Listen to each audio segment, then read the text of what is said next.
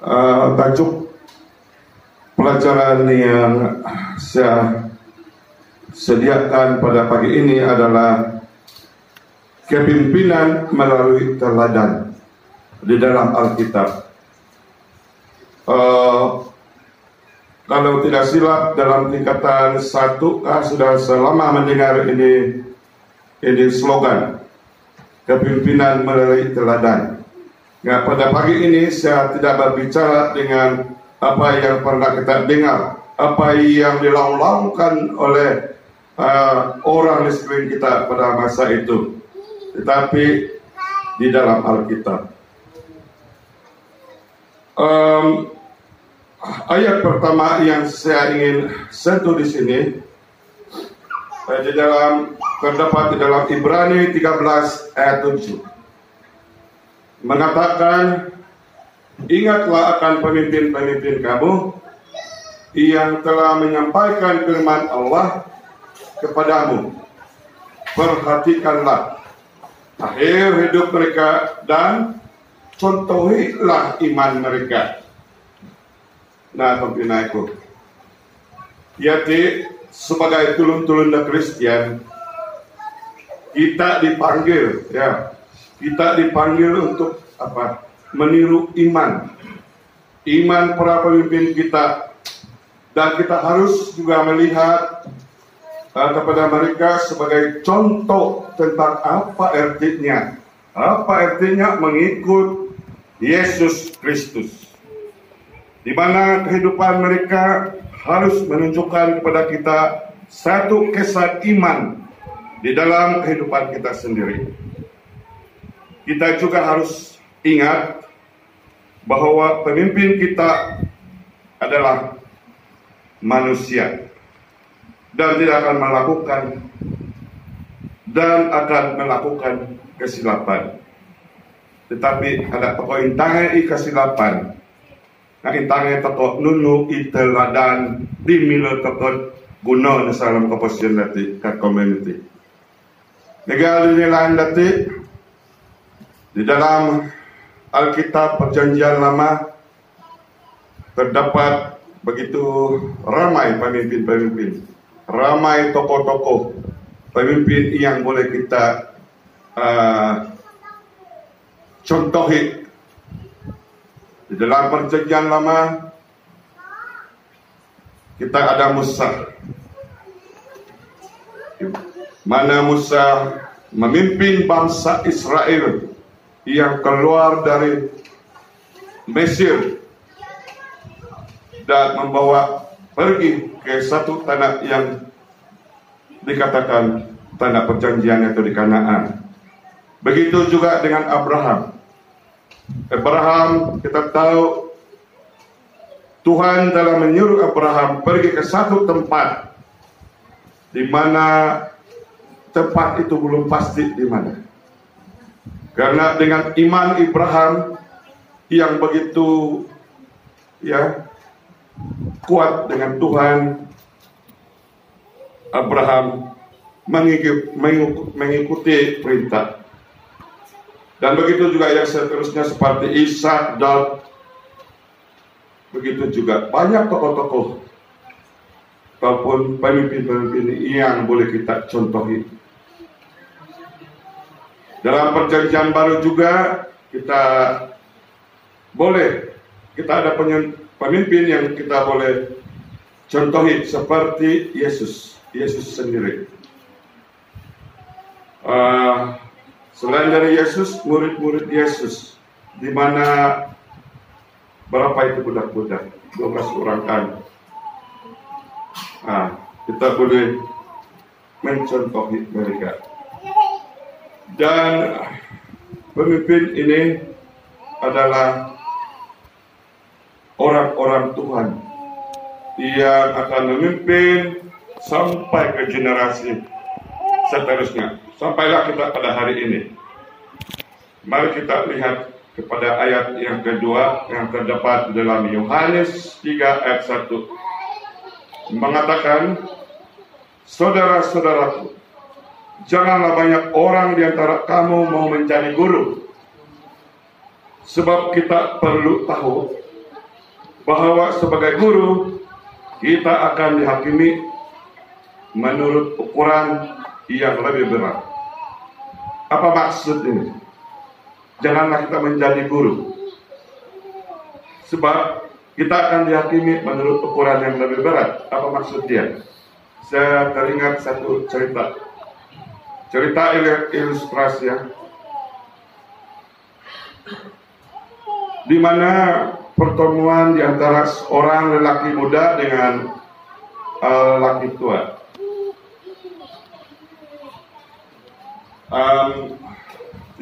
Tidak dinyatakan di mana tempat, tetapi apabila lelaki muda ini mendekati orang tua itu, dan dia pasti mengenali orang tua itu, dan mengatakan, adakah orang tua itu mengenali lelaki muda itu? Kata orang ataupun lelaki tua itu, saya tidak mengenali awak.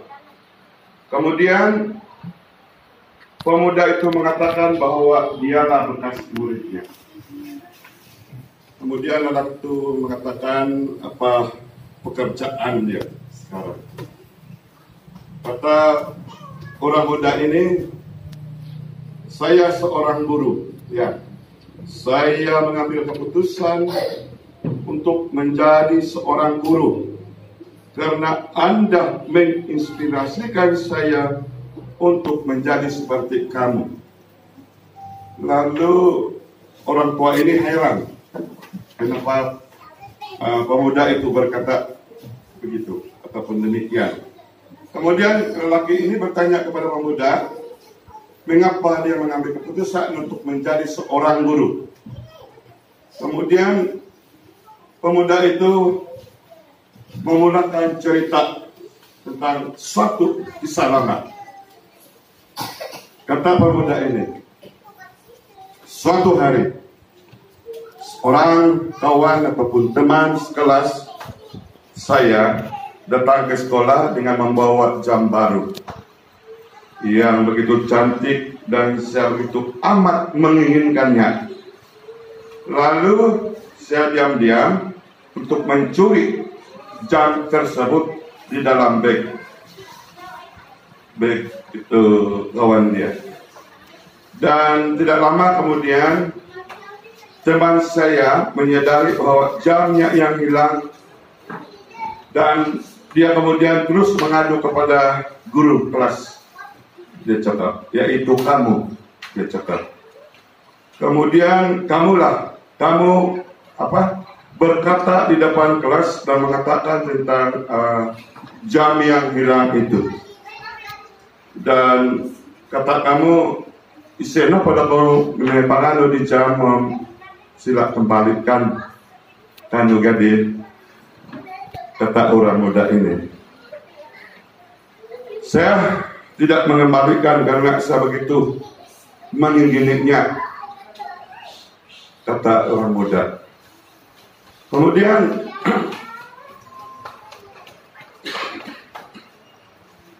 Kemudian kamu menutup pintu dan menyuruh kami semua berdiri dan membuat satu bulatan. Tetapi sebelum itu, kamu menyuruh kami semua menutup mata dan hanya kamu saja yang mencari. Dan kami melakukan seperti yang kamu suruh. Kagud itu, tanah pagod dia. Dan kamu memeriksa poket satu persatu kami. Dan apabila kamu memeriksa poket saya, kamu menjumpai dan mengambilnya. Dan kamu terus berjalan untuk mencari lagi jam yang hilang itu kepada semua murid sampai selesai. Dan apabila selesai, kamu katakan kepada kami, buka mata, jam itu sudah dijumpai, kata kamu. Jadi masa itu Anda tidak memberitahu semua orang tentang kejadian pada hari itu. Anda juga tidak memberitahu siapa yang mencuri jam itu.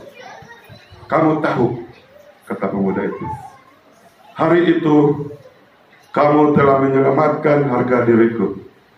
Itu adalah hari yang paling memalukan di dalam hidupku. Tahukah kamu, hari itu juga saya memutuskan untuk menjadi orang yang lebih baik dan tidak mau mencuri lagi. Dan kamu tidak mempermalukan saya dan sama sekali tidak mengatakan apa-apa, seolah-olah tidak ada sesuatu yang terjadi. Anda juga tidak memarahi saya atau membawa saya ke depan kelas dan memberi pelajaran moral. Dan inilah kejadian yang membawa pesan ataupun saya begitu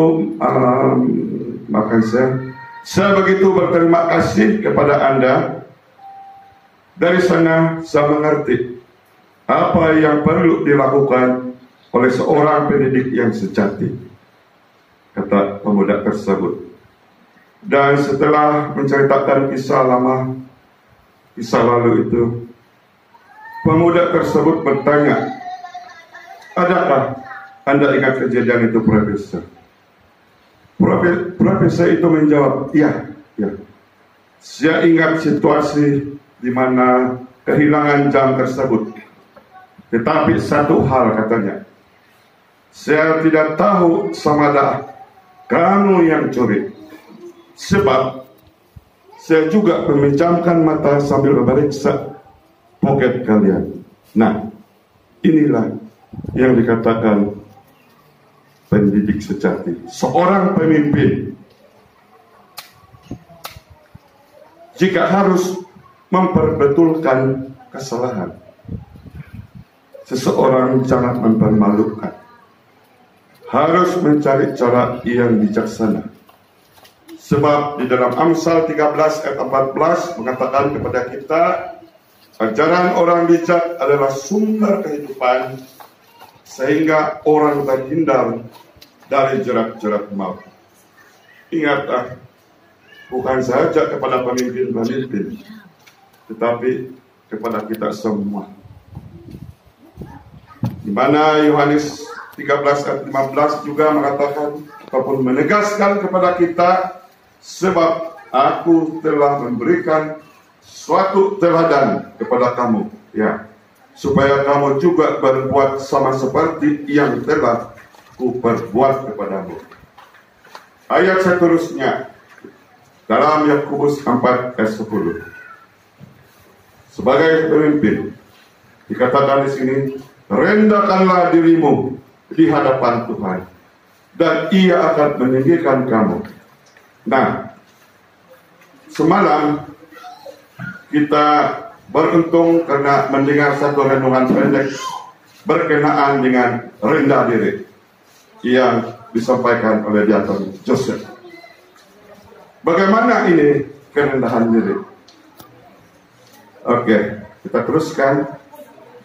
Apabila seseorang dinaikkan pangkat ke jabatan kepimpinan, salah satu perkara pertama yang sering diberitahu kepada mereka ialah merendahkan diri. Walaupun ini mungkin kelihatan seperti sesuatu pesanan yang tidak perlu, tetapi sebenarnya dia adalah satu yang paling penting dan utama sebagai seorang pemimpin. Pemimpin yang merendahkan diri akan lebih mudah mendengar orang yang dipimpinnya dan lebih terbuka menerima nasihat. Selain itu, seorang pemimpin yang rendah hati akan berkemungkinan kecil untuk menyalahkan ataupun menyalahgunakan kuasa mereka dan lebih cenderung untuk mendahulukan keperluan mereka yang dipimpin daripada keperluan mereka sendiri. Kalau kau katok garajak, yang mati katok garajak nanti. Penungkan ya kau kan? Ketua Karaca Umatiliti Kali kami rendah diri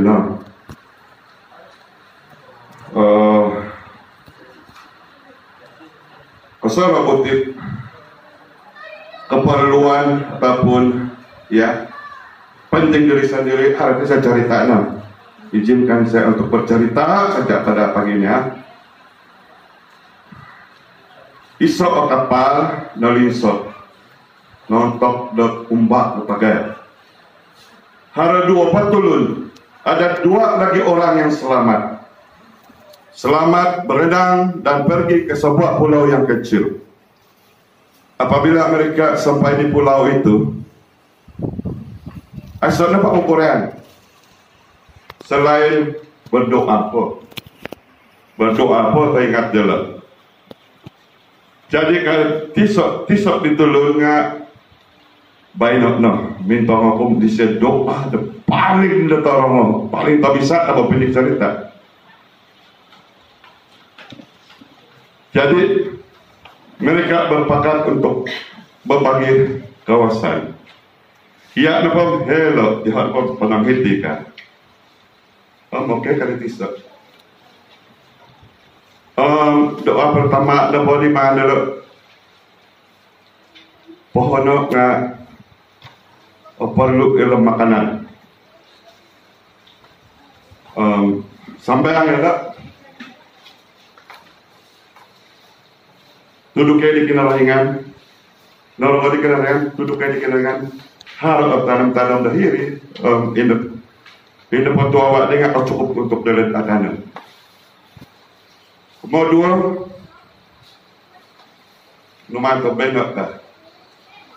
Makanya kita ada keperluan untuk tunarongan. Dan narongan di kinarahingan hari tunarongan dulu bahan-bahan sama baju harap makanan dan tapuri. Ini padis kata lu nggak diam-diam deh. Adi minum pakat.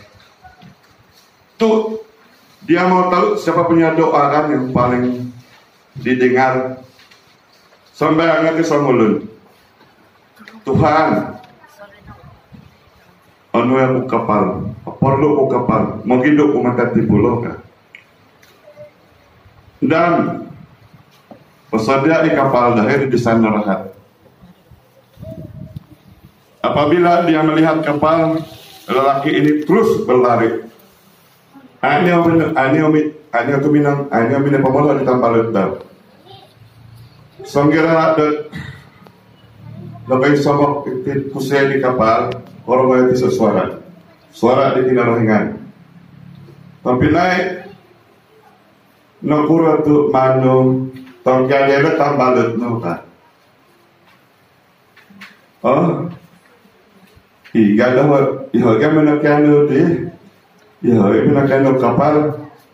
Jadi ini dah doa ini orang deh. Kali turun. Kamu kesilap tampil, kesilap mati nerjendal kali kilorengan.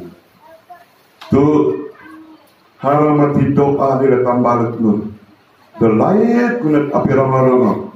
Kamu nak kata hakuta. Nunu doa di terserah nak tampilnya. Nunu doa ditambah. Ya, tepat. Maksudnya ini kusen, nunu di doa deh, nunu doa dah kan. Minum hati kena. Boleh sekarang balik kena rohingan enggak? Tapi ramah-ramah aku yang udah ijipan dah kasai. Salam doa dah udah nunu napo pokin nunu enggak. Mohon Isra supaya ada orang atunai nu kamu tidak tambah itu. Tanpa apa doa ada orang belum tahu apakah dapat di kapal tadi kinarahingan. Nah, itu nak kami yang sifat penting diri nak. Segera kan kesenangan nggak toliu yang ditambah. Padahal kadang-kadang mati itu lundi. Kita pakai asyik nunu nggak milih menurut kacauan buat pesanan dia. Salam Filipi 2 ayat 3 ke 4 dengan balas terbaikkan. Dengan tidak mencari kepentingan sendiri atau puji-pujian sia-sia, Sebaliknya hendaklah rendah hati, yang seorang menganggap yang lain lebih utama daripada dirinya. Dan janganlah tiap-tiap orang hanya memperhatikan kepentingannya sendiri, tetapi kepentingan orang lain juga. Salam di ayat ada dua hal menarikan. Satu kepentingan sendiri, dan satu adalah pujian. Isu tanggung jawab seluruh pemimpin adalah mendahulukan orang lain daripada diri mereka sendiri. Mereka dicerita di sini. Ini dilakukan melalui kerendahan hati dan tidak mementingkan diri sendiri, bukan melalui cita-cita ataupun kesombongan yang mementingkan diri sendiri. Dari tadi kau sudah dapat pelajaran. Apabila seorang pemimpin itu memberi tumpuan kepada diri mereka sendiri, mereka tidak dapat memberi perkhidmatan yang terbaik kepada mereka yang mengikutinya. Sebaliknya, seorang pemimpin harus sentiasa melihat kepentingan terbaik pasukannya dan berusaha untuk menjadikan mereka orang yang lebih baik. Ini hanya boleh dicapai melalui kerendahan hati. Perkara nomor 2, puji-pujian. Bisa cerita lebih kurang ke pemain nama makan puji-pujian. Puji-pujian maksud saya ini bukan yang kita menyanyi. Ngait asal namanya puji-pujian. Apa akibat pemimpin yang suka dipuji-puji? Dengar ini satu cerita budak-budak dalam satu cerita. Di dalam Tasik tinggallah sepasang angsa dan seekor kura-kura. Mereka ini bersahabat dengan begitu rapat sekali. Suatu masa, ini tempat tengah dilanda kemarau panjang. Dan tidak lama lagi akan mengakibatkan kekeringan air di Tasik itu, dan begitu juga dengan makanan. Dan sebelum hal itu terjadi, 2 ekor angsa telah berpakat untuk mencari dan berpindah ke tempat lain yang masih ada air dan makanan. Jadi apabila si kura-kura ini mendengar, dia begitu risau, dia begitu risau sekali, sebab dia sadar, kita tahu kura-kura sudahlah dia lambat berjalan, tidak pernah terbang lagi. Jadi mustahil dia boleh ikut kawan-kawan dia, si angsa yang boleh terbang. Kata si kura-kura, sudahlah, berangkatlah kamu dengan cepat. Mengenai apa? Pemenang apa yang kau mengenai di tempat lagi kesenam. Bagi saya, biarkan saja saya mati di sini, sebab saya tidak boleh terbang tadi kura-kura. Kura tadi angsa tampilnya. Angsa mengatakan kepada si kura-kura, jangan khawatir kura-kura. Begini, kami berdua akan menggigit sebatang ranting kayu di tepi kiri dan kanan, dan kamu gigit di tengah-tengah dengan kuat, dan kami akan bawa kamu terbang pergi ke Tasik yang lebih baik. Dan kemudian mereka pun berangkat. Dan apabila mereka sedang dalam perjalanan di angkasa terbang, mereka berjumpa dengan si Helang. Helang mengatakan kepada kura-kura, dasar tidak tahu malu, sudahlah gemuk, tidak boleh terbang lagi, menyusahkan si angsa saja, kata si Helang. Otogo tidak kura-kura, tetapi dia sedar mana padau ukabo ikabang dan memerosnya sudah tanduk, dia akan jatuh dan mati. Jadi dia fokus untuk sentiasa gigit ranting itu dan membiarkan sindiran si Helang.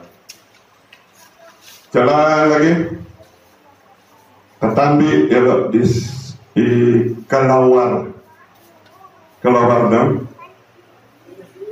Kali kelawar, wah, engkau pura-pura sangat luar biasa. Engkau hebat sekali, seperti seorang raja yang bukan saja menguasai air dan darat, tetapi juga di udara.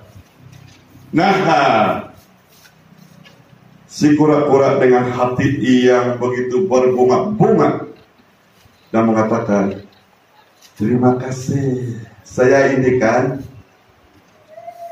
Apa yang sudah terjadi? Dia baru sadar, dia sudah melepaskan gigitannya di ranting, dia jatuh lalu mati. Nah, kompilai-kompilai. Kadang-kadang mati bukan cacian atau hinaan yang membuat seseorang jatuh.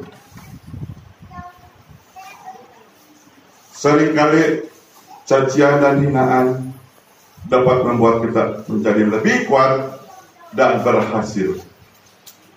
Tetapi pujianlah yang boleh membuat kita jatuh. Karena kita terbuai dengan kesombongan pikiran kita. Pembinaan, berbahagialah jika kita dicela dan dicerca, karena itu membuatkan diri kita menjadi kuat. Amin. Nah, berhati-hatilah dengan pujian, sebab itu membuat diri kita lemah, tidak matang, dan mendatangkan kesombongan. Seperti Amsal 16 mengatakan, serahkanlah perbuatanmu kepada Tuhan, maka terlaksanalah rencanamu. Sebagai isot ayat paling positif pelajaran terdapat di dalam Amsal 27 ayat 23 Psalm 24. Kenalilah baik-baik keadaan kambing dombamu, perhatikanlah kawanan hewanmu, karena harta benda tidaklah abadi. Apakah mahkota yang tetap turun-temurun? Nah, itu isok kagu. Sebagai peringatan sebagai pemimpin, adalah penting untuk bersungguh-sungguh dalam mengetahui keadaan ternakan kita. Kita mesti menjaga mereka dan memastikan mereka sehat dan berkembang maju. Ini bukan saja tanggung jawab, tetapi kunci kejayaan. Ai miladat ya ketuaan. Ikan mana kau? Ya benar. Dak turun miladat ya pepatona mau ada ipare untuk keadaan. Ai tangani tanah tundang tanah sakai. Jadi sebagai pemimpinnya ibarat iradi dak imilo. Okan ko pintar nomor boros nya sekurang-kurang milo yang menjaga ditulun-tulun dijaga Anda. Kadang-kadang hari dati terpaksa meninggalkan orang-orang di bawah pimpinan kita hanya karena mengejar kesenangan, pilih kata mengejar uang ringgit. Harus pakai uang ringgit, apapun kau mau, kau boleh dapat. dan sanggup meninggalkan kawanan. Siapa ini kawanan? Ya, itu tulun-tulun dan mata kok pimpinan. Sebabnya apa? Ina po kakayaan ng ilat na pupusan. Nga, ina po tulun-tulun ni mata kok pimpinan nga pupusan. Tu aparte gumanti kaluhilo, aparte gumanti iso na tinando. Yati na pati ang itulong-tulong di zaman pada Abraham. Napatungkus sa pimpinan dalam turun-temurun bila na kami tidak akan no kali aja itu deh. Ya. Apakah mau kata turun-temurun? Yati na po. Apa pupusan? Kesimpulan pada itu nga kaya dati mempelajari Alkitab setiap masa, sebab tiap Alkitab nga